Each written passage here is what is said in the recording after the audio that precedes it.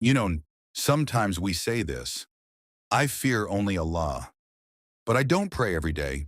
I forget to remember him. If that's you, let me tell you, you're not alone. Many of us feel the same.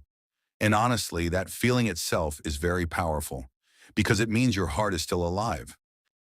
Look, the Quran says, don't fear them, fear me if you are believers. So if you already fear Allah, that means there is faith inside you. Maybe it's weak, maybe it's dusty, but it's still there. And trust me, Allah only looks for that little light in your heart. Now, yeah, forgetting Salah, leaving Qur'an, not remembering Allah, that's a weakness.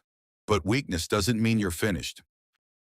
The Prophet ﷺ said, every son of Adam makes mistakes. The best are those who repent. So if you feel guilty, if you feel heavy inside, that is a good sign. It means you actually want to go back to Allah. And remember this, Allah never writes you off.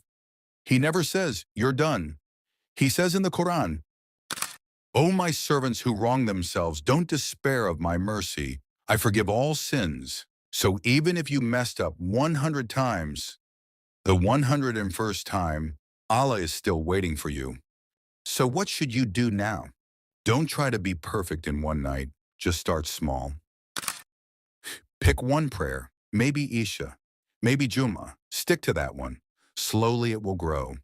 Give Allah 10 seconds a day. Just whisper, Ya Allah, bring me closer to you. That's it. That's enough to start. And don't get trapped in guilt. Don't think, I'm too dirty. No, Allah loves the heart that wants to change, even if it's weak. Shaitan will always remind you of your past. But Allah only asks you about your future. Fall 10 times, come back 11. That's all. So if you're listening to this, maybe it's Allah himself calling you back. Don't ignore that. Ya Allah, bring us back to you, step by step, day by day. Ameen.